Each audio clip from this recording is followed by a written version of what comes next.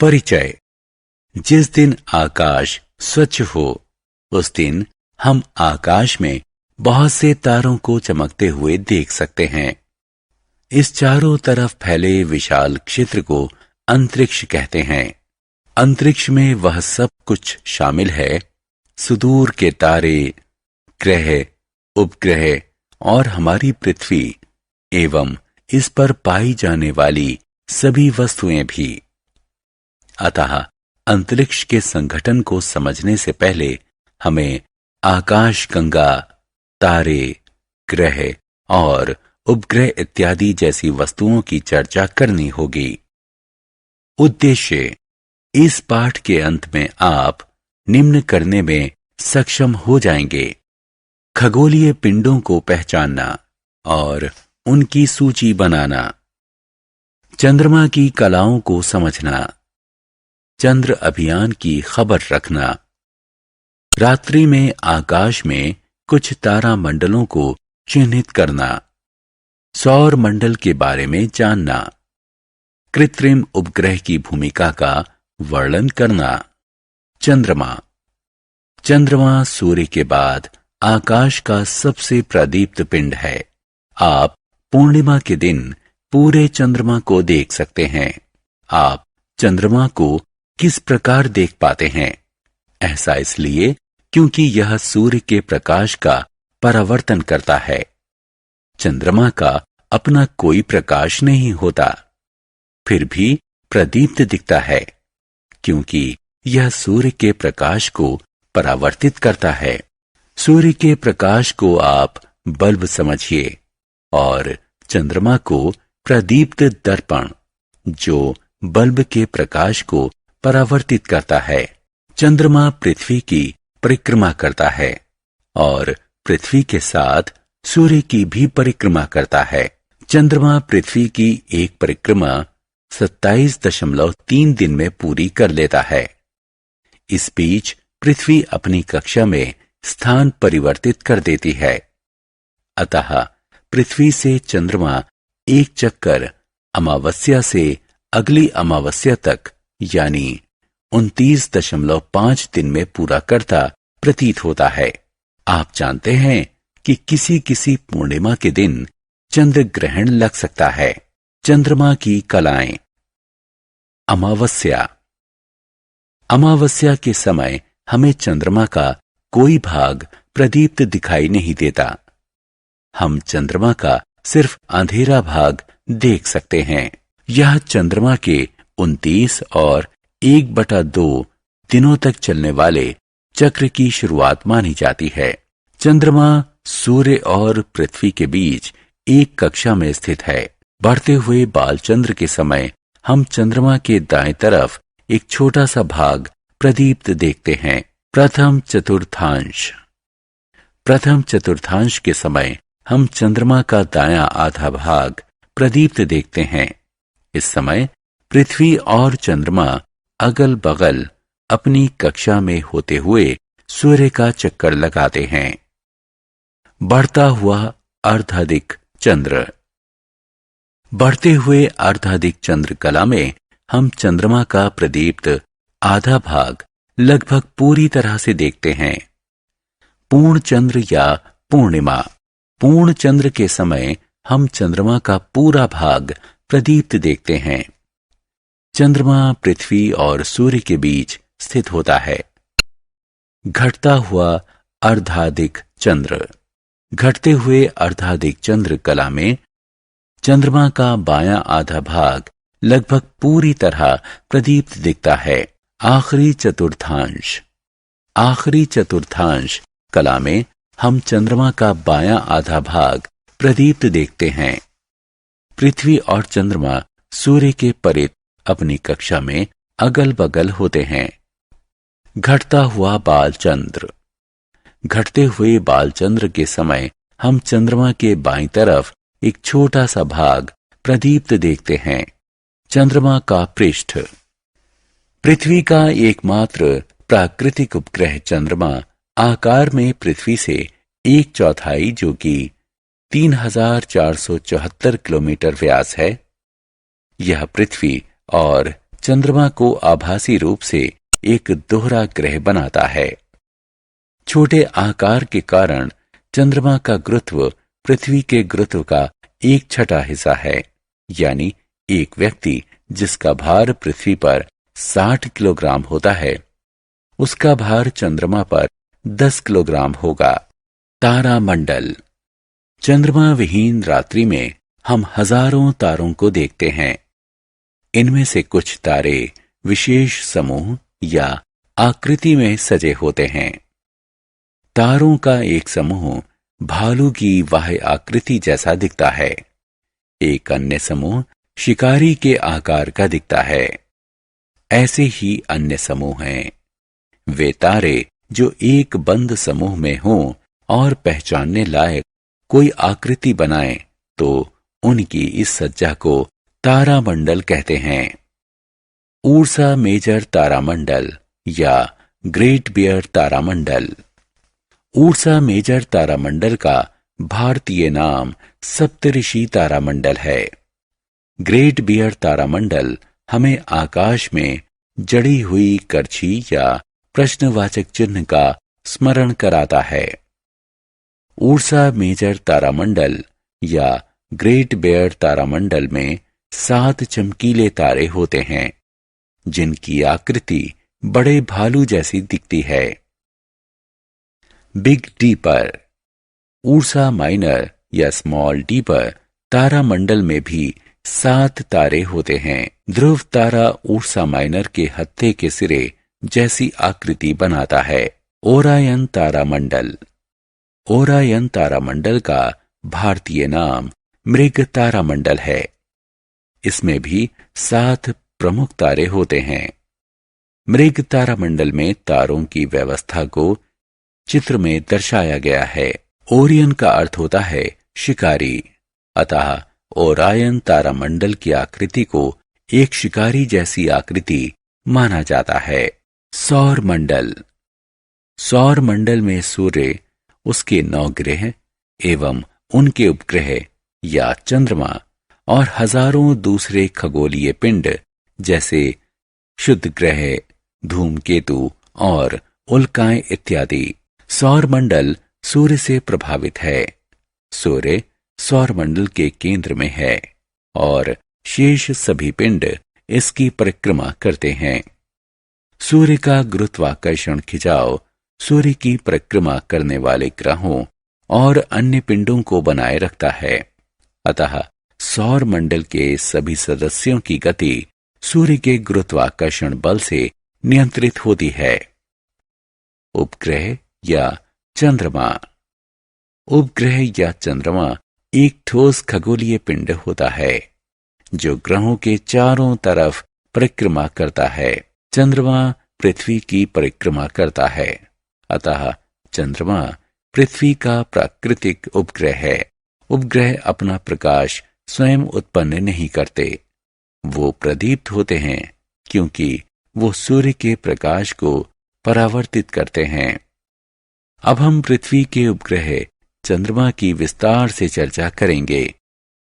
ये ध्यान दिया जाना चाहिए कि हालांकि हम सामान्य तौर पर पृथ्वी के उपग्रह को चंद्रमा कहते हैं, लेकिन दूसरे ग्रहों के उपग्रहों को भी चंद्रमा कहा जा सकता है। ग्रह। ग्रह ठोस खगोलीय पिंड होते हैं जो सूर्य के चारों तरफ एक बंद अंडाकार पथ पर परिक्रमा करते हैं। ग्रह शैलों और धातुओं से बने होते हैं और ये अपना प्रकाश उत्पन्न नहीं करते। ग्रह सूर्य के प्रकाश को परावर्तित करने के कारण चमकते हैं। क्योंकि ग्रह तारों से बहुत पास होते हैं, इसलिए वो बड़े दिखते हैं और रात को चमकते नहीं हैं। ग्रह सूर्य के चारों तरफ पश्चिम से पूर्व की तरफ परिक्रमा करते हैं, इसलिए ग्रहों की सापेक्षिक स्थिति परिवर्तित होती रहती है। सूर्य या दूसरे तारों की तुलना में ग्रह बहुत छोटे होते हैं। पृथ्वी समेत कुल 9 प्रमुख ग्रह हैं। सूर्य के सबसे समीप बुध ग्रह है और सबसे दूर प्लूटो ग्रह है। ग्रहों के नाम उनके भारतीय नामों सहित सूर्य से दूरी के क्रम में दिए गए हैं। 1. मरकरी यानी बुध, ये सूर्य के सबसे समीप है। नंबर 2. वीनस यानी शुक्र। 3. अर्थ पृथ्वी। 4. मार्स मंगल। 5. जुपिटर यानी बृहस्पति, सबसे बड़ा ग्रह। 6. सैटर्न यानी शनि। 7. यूरेनस यानी इंद्र। 8. नेपच्यून यानी वरुण। 9. प्लूटो यानी यम, सबसे छोटा ग्रह, यह सूर्य से सबसे दूर है। सौर मंडल के 9 ग्रहों में से 5 बुध, शुक्र, मंगल, बृहस्पति और शनि को नंगी आंखों से आसानी से देखा जा सकता है। इन्हें स्थलज ग्रह कहते हैं। इनका धरातल ठोस और चट्टानी होता है। 3 ग्रह इंद्र, वरुण और यम बहुत दूर हैं, इसलिए इन्हें दूरदर्शकों की सहायता से खोजा गया है। इन ग्रहों को जोवियन ग्रह कहते हैं। पृथ्वी को हरा ग्रह कहते हैं। बुध सूर्य के सबसे समीप का ग्रह है। ये आकार में पृथ्वी से छोटा और लगभग चंद्रमा के बराबर है। यह कई बार सूर्योदय के पहले और सूर्यास्त के बाद दिखाई देता है। अपनी चमक के कारण इसे प्रभात तारा या संध्या तारा भी कहते हैं। चंद्रमा ही की तरह बुध की सतह भी चट्टानी और पहाड़ी है। शुक्र सूर्य से दूसरा सबसे समीप ग्रह है। हालांकि शुक्र हमारी पृथ्वी के सबसे समीप ग्रह है। यह चंद्रमा के बाद रात्रि आकाश में सबसे चमकीला पिंड है। शुक्र सूर्य से आने वाली 75% किरणों को परावर्तित कर देता है, इसलिए चमकीला दिखता है। शुक्र का भार पृथ्वी के भार का 4/5 है, जबकि दोनों का आकार लगभग समान है। पृथ्वी सूर्य से तीसरा ग्रह है। दूसरे ग्रहों से देखने पर पृथ्वी प्रकाश के परावर्तन और जल की उपलब्धता के कारण हरी और नीली दिखती है। पृथ्वी हमारे सौरमंडल का एकमात्र ग्रह है जिस पर मानव अस्तित्व के लिए आवश्यक ऑक्सीजन पर्याप्त मात्रा में है। यह एकमात्र ग्रह है जिस पर पर्याप्त मात्रा में जल उपलब्ध है। जीवन की उपस्थिति पृथ्वी को विशिष्ट ग्रह बनाती है। पृथ्वी एक काल्पनिक अक्ष के परिध घूमती है और जो दक्षिण और उत्तर ध्रुवों से होकर जाता है। यह अक्ष अपने पथ के तल से जरा सा झुका हुआ होता है। इसी घूर्णन के कारण पृथ्वी पर रात और दिन होते हैं। पृथ्वी सूर्य का एक चक्कर 365 दिन में पूरा कर लेती है, जिसे एक वर्ष कहते हैं। घूर्णन के अक्ष के झुकाव और सूर्य के सापेक्ष इसकी स्थिति के परिवर्तन के कारण ऋतु परिवर्तन होते हैं।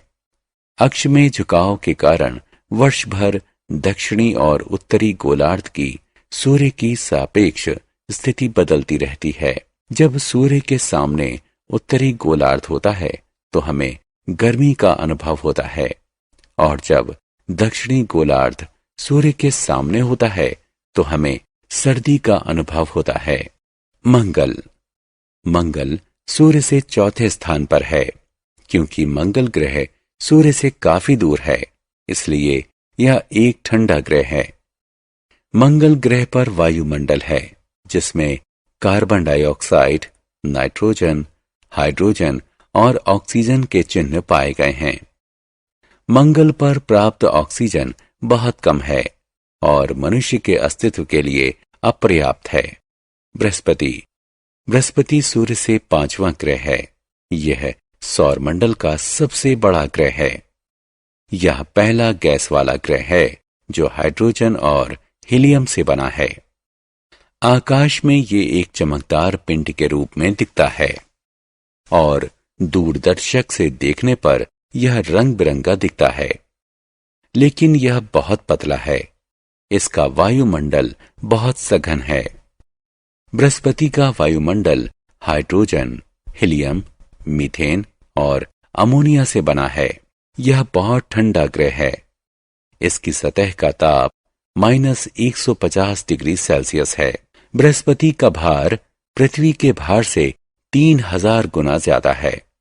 इसके बहुत ज्यादा भार के कारण बृहस्पति अपने आसपास से गुजरने वाले पिंडों पर भारी गुरुत्वाकर्षण बल लगाता है। बृहस्पति के पास से गुजरने वाला धूमकेतु भारी गुरुत्वाकर्षण का अनुभव करता है और अपने मूल पथ से भटक जाता है। शनि।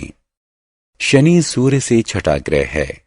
शनि सौरमंडल का दूसरा सबसे बड़ा ग्रह है। बृहस्पति की तरह शनि भी हाइड्रोजन और हीलियम से बना है।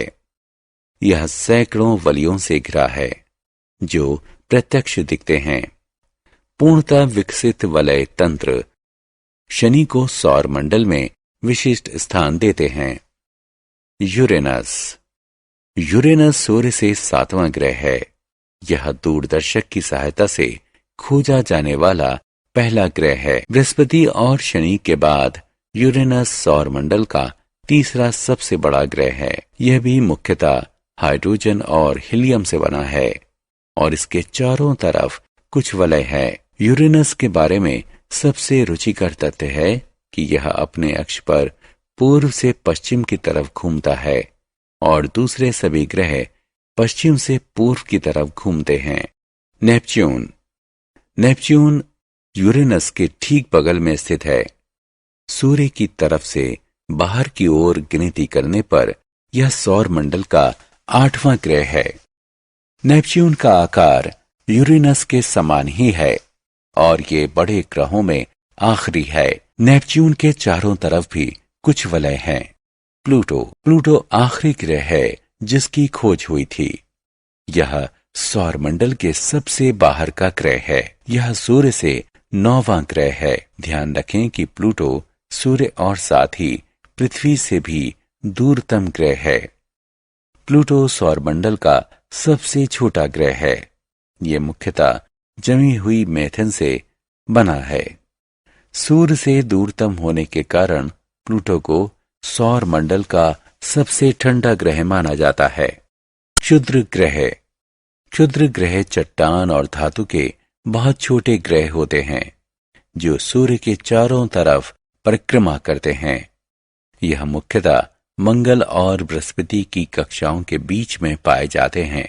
वस्तुतः एक तरह की पट्टी होते हैं जो किन्हीं कारणों से किसी ग्रह से जुड़ने से वंचित रह गए हों और मंगल बृहस्पति की कक्षाओं के बीच घूमते रहते हैं। क्षुद्र ग्रहों की संख्या करीब 1 लाख है। सबसे बड़ा क्षुद्र ग्रह जिसे सेरेस कहते हैं, इसका व्यास 800 किलोमीटर है। वहीं सबसे छोटा क्षुद्र ग्रह कंकड़ के बराबर है। धूमकेतु। हम पहले ही पढ़ चुके हैं कि प्लूटो सौरमंडल का सबसे बाहरी ग्रह है। सौरमंडल के किनारे पर अरबों बहुत छोटे पिंड हैं जिन्हें धूमकेतु कहते हैं। इन धूमकेतुओं का निर्माण बहुत प्रारंभ में उन्हीं गैसों से हुआ था जिससे अन्य ग्रहों का निर्माण हुआ था।